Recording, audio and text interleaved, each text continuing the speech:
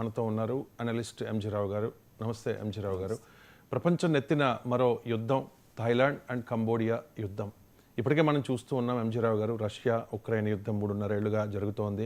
అలాగే Hamas Israel యుద్ధం, రీసెంట్గానే ఇండియా పాకిస్తాన్ ఉద్రిక్తతలు కూడా కాస్త చల్లబడిన పరిస్థితుల్లో మరో యుద్ధం ప్రపంచం నెత్తిన. ఏంటి ఈ థాయిలాండ్ అండ్ కంబోడియా వివాదం ఏంటి? అసలు రైట్ నో అక్కడ పరిస్థితి ఏ రకంగా ఉంది అంటే ఏం చెప్తారు ఎంజీ రావు గారు? ఇప్పుడు ప్రపంచం, మీరు అన్నట్టు ప్రపంచంలో ఎన్నో యుద్ధాలు, ప్రపంచ పటాన్ని అలా ఒక్కసారి తిలకించి చూస్తే రష్యా ఉక్రెయిన్ వారు, హమాస్ ఇజ్రాయెల్ వారు, ఇజ్రాయెల్ ఇరాన్ వారు, భారత్ పాకుల యుద్ధం మొన్నే వెలిసింది. అదేవిధంగా థాయిలాండ్ దగ్గర యుద్ధ మేఘాలు కమ్ముకోవడం, ఆఫ్రికాలో సివిల్ వార్సు, లిబియాలో సివిల్ వార్సు, యెమెన్లో ఈ హౌతీ తిరుగుబాట్లు, ఆఫ్ఘనిస్తాన్లో అశాంతి, ఇలా ఎక్కడ చూసినా ఒక అశాంతి ప్రబలుందనమాట. దీనికి ఈ మూలిగే నక్కపై తాటిపండు పడ్డట్టు ఇంకొక యుద్ధం తోడైంది. అదే థాయిలాండ్ కంబోడియా యుద్ధం. ఇది సౌత్ ఈస్ట్ ఏషియాలో, అంటే మనకి ఆగ్నేయ ఆసియాలో మనకి యుద్ధం. అది ప్రశాంతమైన వాతావరణం ఉండే ప్రాంతం అనమాట. ఈ ప్రాంతంలో మరో యుద్ధం మొదలైంది. ఇదేంటంటే థాయిలాండ్, ఇక్కడ కంబోడియా అనే రెండు దేశాలు, రెండు సౌత్ ఈస్ట్ ఏషియన్ నేషన్స్, అంటే ఆగ్నేయ ఆసియా కూటమి అనమాట. 10 దేశాల కూటమి ఉంటుందండి. ఈ కూటమిలో రెండు కూడా ప్రామినెంట్ కంట్రీస్. ఈ కూటమి చూస్తే అక్కడ పైన మయన్మారు, Vietnam, Laos, Cambodia, Thailand, Malaysia, Indonesia, Brunei, ఇలా 10 దేశాలు ఉంటాయి ఫిలిప్పైన్స్తో కలిపి. ఈ 10 దేశాల కూటమిలో ఈ రెండు దేశాల మధ్యన ఇప్పుడు యుద్ధం మొదలైంది. ప్రస్తుత పరిస్థితి అక్కడ చూస్తే మొత్తం 750 కిలోమీటర్ల పొడవైన బౌండరీ లైన్ ఉందండి కంబోడియా థాయిలాండ్ మధ్యలో. ఈ మధ్యలో ఈ బౌండరీ లైన్ వెంబడి మొత్తం యుద్ధం మొదలైపోయినా అక్కడ ప్రీ విహార్ అనే ఒక శివుడు టెంపుల్, అంటే 1100 సంవత్సరాల ఓల్డ్ ఉన్న ఒక శివుడు టెంపుల్, పరమశివుడు టెంపుల్ అండి. ఎందుకంటే అక్కడ ఖమెర్ అని ఒక హిందూ రాజులు అక్కడ ఏలడం జరిగింది. అందుకనే కంబోడియాలో మనం వెళ్తే కంబోడియాలో అక్కడ ఈ ఖమెర్ అని, వాంకోవర్ వాట్ అని, ప్రీ విహార్ అని ఇలా టెంపుల్స్ ఉంటాయి అన్నమాట. ఈ శివుడు టెంపుల్ కోసం ఇప్పుడు ఈ పోరాటం. ఇప్పుడు ప్రస్తుతం యుద్ధం చూస్తే నిన్న కంబోడియా మొట్టమొదటిగా B-51 లాంటి BM-51 లాంటి రాకెట్లతో వాళ్ళ మీద దాడి చేయడం జరిగింది. ఒక petrol, gas pipe line, gas bunk అయినా ఒక థాయిలాండ్ మీద అటాక్ చేసింది. 8 మంది చనిపోవడం జరిగింది. అక్కడ తీవ్రంగా ఎక్కువ మంది ప్రజలు, అంటే 40,000 మంది ప్రజలు అక్కడ చిక్కుకుని ఉన్నట్టు తెలుస్తుంది. ఈ కంబోడియా ఇప్పుడు యుద్ధం జరిగే 7 చదరపు కిలోమీటర్ల ప్రాంతంలో. దీనికి ప్రతిస్పందనగా థాయిలాండ్ అక్కడ ఏం చేసిందంటే తన అమ్ముల పొదులుని F-16 బాంబర్స్తో దాంట్లో రాకెట్లు ప్రయోగిస్తుంది ఈ కంబోడియా మీద. కంబోడియా ఆర్మీ చూస్తే అక్కడ 24 ఎయిర్ ఫోర్స్ చూస్తే 24 ఉంటుంది. అంటే ఈ సౌత్ ఈస్ట్ ఏషియన్ కంట్రీస్లో అతి చిన్న ఎయిర్ ఫోర్స్ 24 ఎయిర్ క్రాఫ్ట్లే ఉంటాయి సుమారు. మిగిలినంతా లాజిస్టిక్ అలా పక్కన పెడితే మెయిన్ అటాకింగ్ ఎయిర్ క్రాఫ్ట్ 24. కానీ థాయిలాండ్ చూస్తే 501 ఎయిర్ క్రాఫ్ట్లో అతిపెద్ద ఎయిర్ ఫోర్స్ ఉందన్నమాట ఇక్కడ. దీనికి నేవీ కూడా చాలా పెద్దగా ఉంటుంది, కంబోడియా చాలా చిన్నగా ఉంటుంది. ఒక రకంగా చెప్పాలంటే కంబోడియా కంటే థాయిలాండ్ మొత్తం ఫోర్సెస్ ఆర్మీ ఏంటంటే 3 రెట్లు ఉంటుంది. దాని ఎకానమీ కూడా 3 రెట్లు ఉంటుంది, పాపులేషన్ కూడా 3 రెట్లు. ఇది 1.7 crore పాపులేషన్ ఉంటుంది అండి కంబోడియాలో. అక్కడైతే సుమారు 6 కోట్ల దాకా ఉంది జనాభా కూడా తో పాటు ఎకానమీ కూడా. ఇప్పుడు డిఫెన్స్ బడ్జెట్ చూస్తే కంబోడియా డిఫెన్స్ బడ్జెట్ కేవలం $800 మిలియన్, కానీ దాన్ని $5.8 బిలియన్ కంబోడియా, ఏది థాయిలాండ్ అండి. ఈ విధంగా ఇప్పుడు ఈ పోరాటం చూస్తే వాళ్ళు ఏంటంటే గ్రడ్జ్ ఎక్కువ ఉంది, కోపం, చాలా కోపంగా ఆ యుద్ధం కొనసాగుతుంది. ఈ యుద్ధం ఇప్పుడు సద్దుమణిగే పరిస్థితులు లేదు. మీడియాటర్లు ఎలా ఉంటారో ఏమీ తెలియదు. వీళ్ళు కంబోడియన్ ఫోర్సెస్ వాళ్ళు మొత్తం 750 కిలోమీటర్ల బౌండరీ వెంబడి మోహరించారు. యుద్ధం రోజు రోజుకి గంటకి స్ప్రెడ్ అవుతుంది. ఎందుకంటే కసి, ఒక నువ్వంటే నువ్వు, నేనంటే నేననేది కొన్ని దశాబ్దాలుగా, అంటే వాళ్ళు ప్రాబ్లం ఏంటంటేనండి ఫ్రెంచ్ వాళ్ళు ఏలిందనమాట. ఈ ఫ్రెంచ్ వాళ్ళు సరిగ్గా బౌండరీ గుర్తించలేదు, దానివల్ల ప్రాబ్లం వచ్చిందనమాట. ఈ బౌండరీ వెంబడి సైన్యం మోహరింపబడింది. దీని సైన్యం చూస్తే 2.2 లక్షల సైన్యం మోహరించున్నారు. అటువైపు దానివైపు ఏమో 3.6 లక్షల మంది సైన్యం ఉన్నారు. ఇటు నేవీ, ఎయిర్ ఫోర్సులు మోహరించున్నాయి. కానీ అందరికీ ఉండే డౌట్ ఎంజీ రావు గారు, అసలు వివాదం ఏంటి? ఈ వివాదం ఎప్పటి నుంచో ఉందా, శతాబ్దాలుగా, లేకపోతే ఇప్పుడే వచ్చిందా? అసలు వివాదం ఏంటి అంటే ఈ కంబోడియా, లావోస్, దీన్ని ప్రాంతాన్ని ఏమంటారంటే ఈ పెనిన్సులని ఇండో చైనా అనే పిలుస్తారు. ఇండో చైనా కంట్రీస్ అంటారు. ఇది వియత్నాం కానీ, లావోసు, తర్వాత కంబోడియా, తర్వాత ఇటేపున ఉన్న థాయిలాండ్, ఈ మయన్మార్, ఈ 5 కంట్రీలని ఇండో చైనా అంటారు. దీన్ని ఫ్రెంచ్ వాళ్ళు, మనల్ని బ్రిటిష్ వాళ్ళు ఎలా వెళ్ళారో భారత ఉపఖండాన్ని, ఇండో చైనాని ఫ్రెంచ్ రూల్ చేసింది, ఫ్రాన్స్ వాళ్ళు. వీళ్ళు వెళ్ళిపోతూ బౌండరీని సరిగ్గా నిర్ధారించలేదు భారత్ పాకిస్తాన్ లాగా.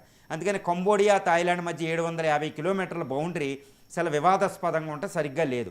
కానీ ఇక్కడ ఏంటంటే హిందూ టెంపుల్స్ ఉంటాయి. 9వ శతాబ్దానికి సంబంధించి అంటే 1100 సంవత్సరాల హిస్టరీతో ఒక శివుడు టెంపుల్స్ ఉంటాయి, విష్ణువుడు టెంపుల్ ఉంటాయి అనమాట. అందులో ఆంకోవర్ వాటి అది వివాదాస్పదం లేదు. ఇప్పుడు కంబోడియాలో ప్రీ విహార్ అనే ఒక టెంపుల్ ఉందండి. ఇది ప్రీ విహార్ అని, తర్వాత టా మూన్తో అని, టా మ్యూన్తో అని 3 టెంపుల్స్ ఉంటాయి అన్నమాట. ఈ 3 టెంపుల్స్లో ముందు ప్రీ విహార్ టెంపుల్ అనేది కంబోడియాకే చెందుతుంది అని 1962లో ఇంటర్నేషనల్ కోర్ట్ ఆఫ్ జస్టిస్ తీర్పిచ్చింది. అంటే కంబోడియాకి ఇది వస్తుంది అనమాట. ఇది మొత్తం టెంపుల్ 7.5 చదరపు కిలోమీటర్ల ప్రాంతంలో ఉంటుంది. కంబోడియా మనం థాయిలాండ్ బౌండరీ చూస్తే థాయిలాండ్ ఏమంటుంది, ఇది లేదు ఇది నాదే అంటది. కానీ ఇంటర్నేషనల్ కోర్ట్ ఆఫ్ జస్టిస్ 2008లో తీర్పు ఇచ్చేసింది. దాని ప్రకారం కంబోడియాకి ఇది వెళ్ళిపోయింది. కానీ 2008లో మళ్ళీ ఈ ప్రీ విహార్ టెంపుల్ని ఆంకోవర్ ఈ టెంపుల్ మొత్తం సైట్లు ఏం చేసిందంటే UNESCO, United nations educational scientific and development ఏం చేస్తుందంటే యునెస్కో హెరిటేజ్ సైట్ ఒక చారిత్రాత్మక ప్రాంతంగా దాన్ని గుర్తించేటప్పటికి అంతర్జాతీయ ప్రాముఖ్యత వచ్చింది. వెంటనే థాయిలాండ్ ఏమంటది, లేదు లేదు ఇది కుదరదు అంటది అనమాట. కానీ ఇది కంబోడియా ఇది మాదే అంటది. అంతర్జాతీయ క్రిమినల్ కోర్ట్ ఆఫ్ జస్టిస్ కూడా ఇచ్చిందని. కానీ 4.6 మైళ్ళు లేదా 7.5 చదరపు కిలోమీటర్లు ఉన్న ప్రాంతాన్ని ఆక్యుపై చేసుకోవడం ట్రై చేస్తే 2008-11 మధ్యలో ఒక యుద్ధం జరిగింది.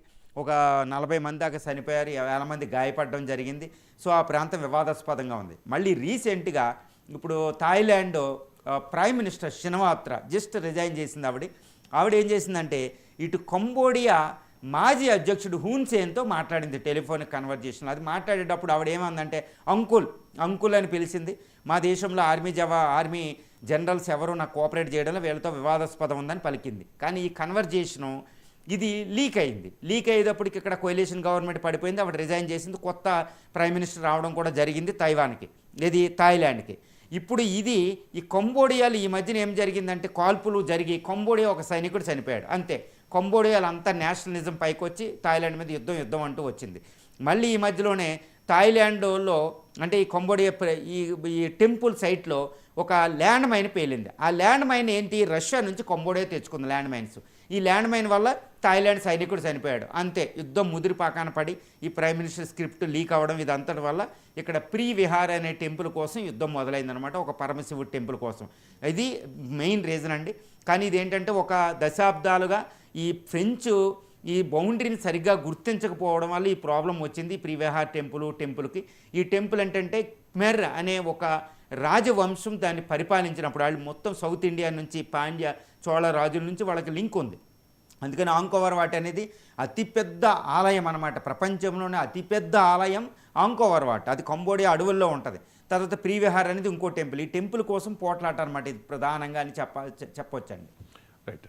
ఇక ఈ కంబోడియా అండ్ థాయిలాండ్ ఈ రెండు చిన్న దేశాలే, కానీ ఏ దేశం బలమైంది రెండు దేశాల్లో అంటే ఏం చెప్తారు? సైనిక పరంగా కానీ, ఇప్పుడు జీడిపి పరంగా కానీ. కంబోడియా చూస్తే కంబోడియా ఏంటంటే 1.7 కోట్ల జనాభా ఉంటుంది. థాయిలాండ్ చూస్తే 6 కోట్ల జనాభా ఉంటుంది. థాయిలాండ్ జనాభా చాలా పెద్దది. థాయిలాండ్ జీడిపి పరంగా కూడా చాలా పెద్దదండి. తర్వాత కంబోడియా ఏంటంటే చాలా చిన్నది. దీని డిఫెన్స్ బడ్జెట్ మనకి అంటే $860 మిలియన్ ఉంటుంది కంబోడియాది. అదే థాయిలాండ్ చూస్తే $5.8 బిలియన్ అండి. దానికంటే సుమారు 11 రెట్లు ఎక్కువ, మనకి 10 నుండి 11 రెట్లు ఎక్కువ కనిపిస్తుంది డిఫెన్స్ బడ్జెట్. ఈ థాయిలాండ్ యొక్క ఫోర్సెస్ ఆర్మీ చూస్తే చాలా పెద్దది, 3.6 లక్షలు. దీని కంబోడియా ఆర్మీ చూస్తే 2.2 లక్షలు. తర్వాత ఈ డిఫెన్స్ బడ్జెట్ వీటితో పాలితే నేవీ ఏంటంటే కంబోడియాకి చాలా చిన్న నేవీ ఉంటుంది, షిప్లు. దానికి నేవీ చాలా పెద్దది థాయిలాండ్ది. అదేవిధంగా ఎయిర్పోర్ట్ చూస్తే 501 ఎయిర్ క్రాఫ్ట్లు ఉంటాయి. కానీ కంబోడియాకి 24, చాలా చిన్నదండి ఇది. ఈ విధంగా చూస్తే కంబోడియా కంటే 3 రెట్లు పెద్దది ఏది మొత్తం ఫోర్సెస్ వీటిలో చూస్తే. అందువల్ల కంబోడియా అనేది థాయిలాండ్ ముందు నిలబడదు. కానీ ఇక్కడ ఏంటంటే యుద్ధం వస్తేటప్పటికి అక్కడ పగా కసి ఉంటుంది, వ్యూహాలు అస్త్రాలు ప్రధానం. ఇప్పుడు ఇజ్రాయెల్ చాలా చిన్నదైన 57 దేశాలను ఓడించగలిగింది గల్ఫ్ ప్రాంతంలో. అలా కంబోడియా చాలా చిన్నదైనా అది పోరాట పటిమ ఎక్కువ ఉంటుంది. ఇక్కడ ఏంటంటే ఫ్రెంచ్ సైన్యం ఎంతో ఉంది, అంతకుముందు యుద్ధాలు ఎక్స్పీరియన్స్ ఉన్నాయి. కాబట్టి కంబోడియా ఈ థాయిలాండ్ మధ్యన ఈ యుద్ధం అనేది చాలా ప్రమాదకరంగా మారే అవకాశం ఉంది. యుద్ధం చల్లారకపోతాయి. రైట్. ఈ కంబోడియా అండ్ థాయిలాండ్ ఈ రెండు కూడా ఇండియా చైనా భూభాగంలో ఉన్నాయి, ఆ ఏరియాలో. కాబట్టి చైనా కానీ ఇండియా కానీ ఏ రకంగా ప్రతిస్పందించే అవకాశం ఉంది? ఇండియా ఎటువైపు ఉంటుంది, చైనా ఎటువైపు ఉంటుంది? యుద్ధాన్ని ఆపడానికి ఈ రెండు దేశాలు ప్రయత్నిస్తాయా, లేకపోతే భేదాభిప్రాయాలు ఉన్నాయా? ఇక్కడ ఏమిటంటే ఈ ప్రాంతాన్ని ఇండో చైనా పెనిన్సులా ద్వీపకల్పం అని పిలుస్తారు. ఎందుకంటే ఇండియా అనేది చాలా పెద్ద దేశం, చైనా అనేది చాలా పెద్ద దేశం, రెండు పురాతన సంస్కృతులు. ఈ ఇండియా ఒక పక్కన ఇండియా, రెండో పక్కన చైనా. ఈ రెండు సంస్కృతుల ప్రభావం అనేది ఇక్కడ ఇండో చైనాలో కనపడదు. దానికి జోగ్రఫికల్గా భౌగోళికంగా దాన్ని ఏమని పిలుస్తాం, ఇండో చైనా పెనిన్సులా అంటారు. ఎందుకంటే భారత సంస్కృతి ప్రభావం ఉంది, చైనా సంస్కృతి ప్రభావం ఉంది. ఇటు థాయిలాండ్, కంబోడియా, ఈ లావోస్, వియత్నాం, ఈ సింగపూర్, ముఖ్యంగా ఈ ఇండోనేషియా, ఇక్కడంతా భారత సంస్కృతి హిందూ మతం కనిపిస్తూ ఉంటుంది. అక్కడ చైనా నుంచి వాళ్ళ హూన్స్ అనే వాళ్ళ తెగ ఎక్కువ కనిపిస్తూ ఉంటుంది. బుద్ధిజం, ఈ రెండిట్లుగా బుద్ధిజం కూడా అక్కడ ఉంటుంది. ఈ విధంగా ఏంటంటే ఇండో చైనా ప్రభావిత ప్రాంతం. అందువల్ల సౌత్ ఈస్ట్ ఏషియన్ నేషన్స్, ఈ 10 కంట్రీల్లో ఇండియా చైనా ప్రభావం చాలా విస్తృతంగా ఉంటుంది అనమాట. ఇప్పుడు యుద్ధం జరుగుతూ ఉంటే, ఈ థాయిలాండ్, కంబోడియాల మధ్య యుద్ధం జరుగుతూ ఉంటే ఇండియా చైనాలకి అది చాలా ప్రాబ్లం అనమాట. ఎందుకంటే ఇండియా చైనాలకి అది బ్యాక్ యార్డ్ అంటారు. కాబట్టి చైనా ముందు వచ్చి మీడియేటింగ్ చేయొచ్చు, ఇండియా వెళ్ళి మీడియేటింగ్ చేయొచ్చు. ఎందుకంటే ఇండియా పరపతి చాలా ఎక్కువ అండి, చైనా పరపతి కూడా చాలా ఎక్కువ ఉంటుంది, దాని ఇన్ఫ్లుయెన్స్ చాలా ఎక్కువ ఉంటుంది చైనా ఇండియాలో. కాబట్టి ఈ రెండు దేశాలు అక్కడ కీలక పాత్ర పోషించాలి. ఎందుకంటే ఏషియన్ రీజనల్ ఫోరం అనే ఒక సెక్యూరిటీ డైలాగ్ కూడా ఉంటుంది. అందులో ఇండియా చైనాలు కూడా ఉంటాయి. ఏషియన్ 10 కంట్రీలతో పాటు ఇండియా చైనాలు ఇంకో కొన్ని కంట్రీలు ఉంటాయి. ఇక్కడ ఇండియా చైనాల ప్రభావం చాలా చాలా ఎక్కువ ఉంటుందండి. ఎందుకంటే ఇక్కడ Gulf of Thailand, Andaman seal కిందే అది ఉంటుంది. ఏ థాయిలాండ్, ఈ కంబోడియా చూస్తే అంటే బంగాళాఖాతం సమీపంలో అవి ఉన్నాయి. అటు చైనా కాత దూరం సౌత్ చైనా సీకి దగ్గరలో ఉంటుంది. ఇటు పసిఫిక్, ఇటు ఇండియన్ ఓషన్కి మధ్యలో ఈ ప్రాంతం ఉందన్నమాట. కాబట్టి ఇండియన్ నేవీ చాలా ప్రాబల్యం చాలా ఎక్కువ ఉంటుంది మలక్కా స్ట్రైట్ వీటి పక్కన. కాబట్టి అటు చైనా నుంచి అటు కూడా ఉంటుంది. కాబట్టి ఇండియా చైనాలు రెండు కలిపి యుద్ధాన్ని ఆపగలిగే శక్తి ఉంది. కానీ ఇది పోటాపోటీకి వెళ్తే మాత్రం చాలా ప్రమాదం. కానీ ఇక్కడ ఒక గుర్తించవలసిన విషయం ఏంటంటే థాయిలాండ్, కంబోడియాలు సహజంగా ఇండియాతోనూ అటు చైనాతో ఫ్రెండ్షిప్ చేస్తాయి, కానీ ఏ దేశం వైపు ఎక్కువ ఉండవు, ఏషియన్ గ్రూపులు ఎక్కువ ఉంటాయి. కాబట్టి ఇండియా చైనాలు ఇక్కడ కొట్టుకోకుండా నిర్మాణాత్మకమైన పాత్ర మాత్రమే పోషించగలవు. అంటే ఏంటి అంటే ఇండియా చైనాలకి యుద్ధం కొనసాగడం ఎట్టి పరిస్థితుల్లో ససేమిరే ఇష్టం లేదండి. ఎందుకంటే ఆ ఏషియన్ గ్రూప్తో ఒక అద్భుతమైన ట్రేడ్ పార్ట్నర్షిప్ ఇండియాకు ఉంది, చైనాకు ఉంది. ఈ ప్రాంతం ఏంటంటే ఫాస్టెస్ట్ గ్రోయింగ్ ఎకానమీ. ఈ ద్వీపక మొత్తం ఈ 10 దేశాలు ఏషియన్ గ్రూప్ చూస్తే చాలా పెద్ద కూటమండి అది. ఒక EU తర్వాత, ఇది యూరోపియన్ యూనియన్ తర్వాత అత్యధికంగా అభివృద్ధి ఎక్కువగా కాన్సన్ట్రేట్ అంటే సిమెంటింగ్ అయిన ఒక అద్భుతమైన గ్రూప్ అనమాట. సో అక్కడ ఆర్థికాభివృద్ధి అనేది అక్కడ స్థిరత్వం, ఆర్థికాభివృద్ధి, శాంతి భద్రతలు అనేది ఇండియాకి కావాలి, చైనాకి కావాలి. కాబట్టి ఇండియా చైనాలు నీట్గా నిక్కర్చిగా అక్కడ ఈరోజు శాంతి కావాలని కోరుకుంటున్నాయి. కాబట్టి రెండు మధ్యవర్తిత్వం వహించి రెండింటి మీద ప్రెజర్ తెచ్చి యుద్ధాన్ని ఆపే శక్తి ఈ రెండు దేశాలకు ఉంది. ఇప్పుడు చూసుకుంటే రష్యా ఉక్రెయిన్ యుద్ధం 3.5 ఏళ్లుగా కొనసాగుతోంది. భారత్ పాక్ యుద్ధం 3 రోజుల్లోనే ముగిసింది. మరి ఈ కంబోడియా థాయిలాండ్ యుద్ధం ఎంతకాలం కొనసాగే అవకాశం ఉంది? సుదీర్ఘంగా కొనసాగుతుందా? ఏం జరిగే అవకాశం ఉంది? పరిణామాలు ఏంటి? ఇప్పుడు ఇండియా చైనాలు మధ్యలో ఇది ఉంది, ఒక శాండ్విచ్డ్ పార్ట్ అనమాట ఇండో చైనా పెనిన్సులా. ఇండియా చైనాలు ఈ యుద్ధం జరగడాన్ని కోరుకోవడం లేదు. అదేవిధంగా ఏషియన్ గ్రూపులో ఏషియన్ కంట్రీస్ పైనుంచి చూస్తే ఏషియన్ అంటే ఆసియా, ఆగ్నేయాసియా కూటమైన ఏషియాలో ముఖ్యంగా పెద్ద దేశం ఏంటంటే ఇండోనేషియా, మలేషియా, సింగపూర్ చాలా పేరు మోసిన దేశాలు. అదేవిధంగా అక్కడ ఫిలిప్పైన్స్ ఉంటుంది. ఈ దేశాలు కూడా ఈ కూటమిలో ఒకరికొకరు కొట్లాడుకొని కూటమిలో ఆర్థిక స్థిరత్వానికి ముప్పు తెచ్చే విధంగా ఉండడం వాళ్ళకి ఇష్టం లేదు. తర్వాత ఏషియన్ రీజనల్ ఫోరం అనేది ఒక గ్రూప్ ఉంది. వాళ్ళు ఏషియన్లో ప్రతి సంవత్సరం మీట్ అయ్యి అద్భుతంగా చర్చించుకుంటూ ఉంటారన్నమాట. భేద దేశాలు, ఈ ధనిక దేశాలు. ఇక్కడ ఇండోనేషియా ఇండోనేషియా ఏంటంటే ఫాస్టెస్ట్ గ్రోయింగ్ ఎకానమీ అండి. 2047 నాటికి ఇండియా 2వ అతిపెద్ద ఆర్థిక వ్యవస్థ అయితే ఇండోనేషియా మన కింద 3-4వ అతిపెద్ద ఆర్థిక వ్యవస్థ. అంత శక్తివంతమైన దేశం ఇండోనేషియా అనమాట.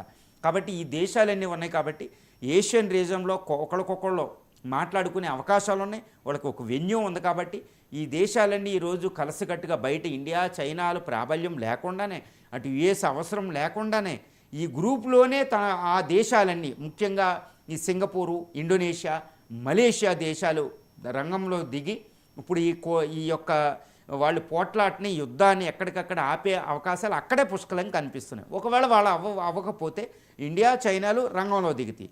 అవి కూడా లేకపోతే అక్కడ యునైటెడ్ స్టేట్స్ ఆఫ్ అమెరికా ఉంది, యుఎన్ సిస్టమ్ ఉంది.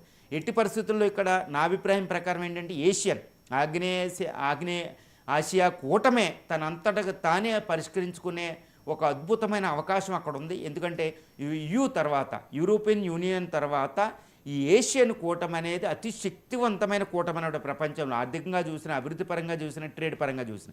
అక్కడ స్థిరత్వం కావాలి. కాబట్టి ఆ స్థిరత్వానికి అనుకూలంగా ఈ యుద్ధం అని మాత్రం కొన్ని రోజులు ఉంటుందేమో కానీ ఎక్కువ రోజులు